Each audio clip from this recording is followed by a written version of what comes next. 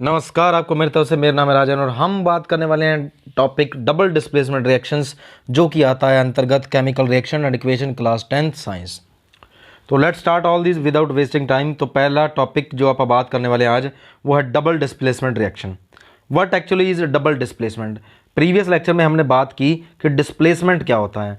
Displacement होता है किसी भी चीज़ को हटा करके उसकी जगह ले लेना, ठीक है। Displacement reaction is that reaction जिसमें एक सॉल्ट सोल्यूशन में से उस सॉल्ट के कुछ एक हिस्से को दूसरा क्या है एटम क्या है हटा देता था, ठीक है। जैसे कॉपर सल्फेट और आयरन का केस था, ठीक है।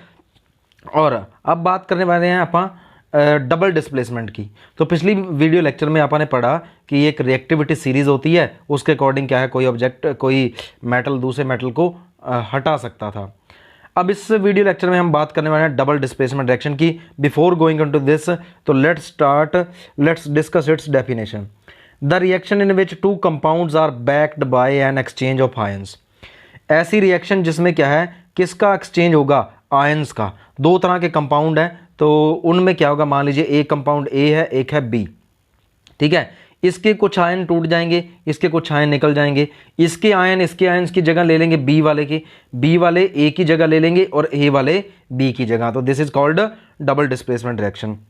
डबल डिस्प्लेसमेंट रिएक्शन कब होती है, जब क्या है एक सॉल्यूबल हो, एक प्रोडक्ट क्या होगा, एक जो प्रोडक्ट मिलेगा वो होगा इनसॉल्यूबल, ठीक है। यानी कि प्रेसिपिटेट मिलेंगे, हमें रवे उसके मिलेंगे, वहां पर हमें some of the example of displacement reaction are given here.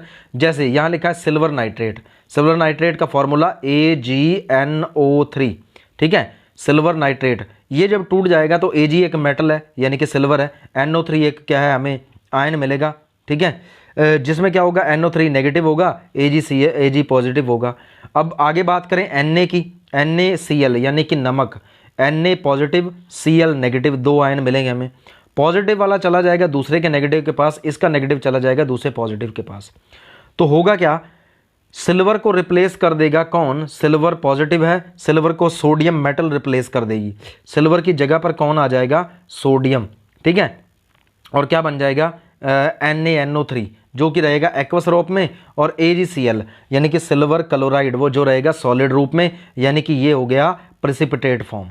पहले देखा जाए तो जो AgNO3 है, सिल्वर नाइट्रेट है, वो क्या है एक्वस रूप में, पानी का सॉल्यूशन है कह सकते हैं, पानी की मात्रा इसमें मौजूद है।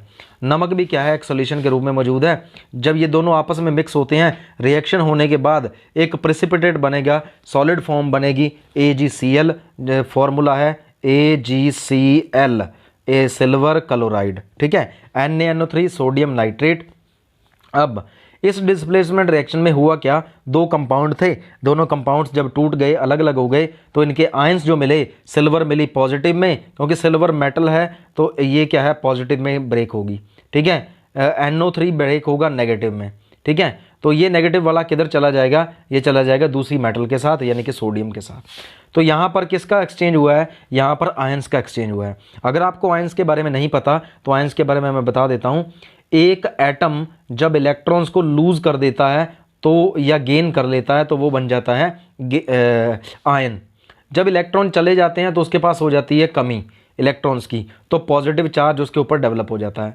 जब आ जाते हैं इलेक्ट्रॉन तो नेगेटिव चार्ज सरप्लस हो जाता है और वो बन जाता है नेगेटिवली चार्ज आयन, ठीक है। अब यहाँ पर बात करें सिल्वर आयन जो अलग हुए हैं, तो सिल्वर टूटा था किसके अंदर, Ag और Cl के साथ, ठीक है। Ag पॉजिटिव Cl नेगेटिव, ठीक है। सोडियम टूटा था Na पॉजिटिव NO3 नेगेटिव। अब यहाँ पर डबल डिस्प्लेसमेंट रिएक्शन में बना क्या, सिल्वर क्लोराइड, ठीक है। और अब बात करें यहाँ पर second example, barium chloride BaCl2, कौन सा बेरियम Cl2। अब जब ये टूटेगा तो इसने भी क्या देना है, क्लोरीन नेगेटिव देना है, और सोडियम क्या है आगे, sodium sulphate, barium sulphate form होगा जब सोडियम सल्फेट के साथ रिएक्शन होती है Na2SO4 के साथ। Na2SO4 दोनों एक्वस है यानी कि सॉल्यूशन रूप में है, तो BaSO4 ये हमें मिलेगा सॉलिड रूप में। तो बेरियम क्लोराइड और सोडियम सल्फेट बन गए हैं। हाइड्रोजन सल्फाइड गैस को जगह अगर आप पास करें कॉपर सल्फेट में से तो भी ऐसा होगा, हाइड्रोजन सल्फाइड गैस को आप पास कर रहे हैं किसके अंदर से, कॉपर सल्फेट के अंदर से तब भी क्या होने वाला है, यही सेम रिएक्शन होने वाली है। ठीक है, अब देखा जाए अगर इसका मैं इक्वेशन लिखूं तो इक्वेशन कैसे लिखी जाएगी, CuSO4 ये रहेगा एक्वस रूप में, और इसमें से गैस पास करनी है हाइड्रोजन सल्फाइड।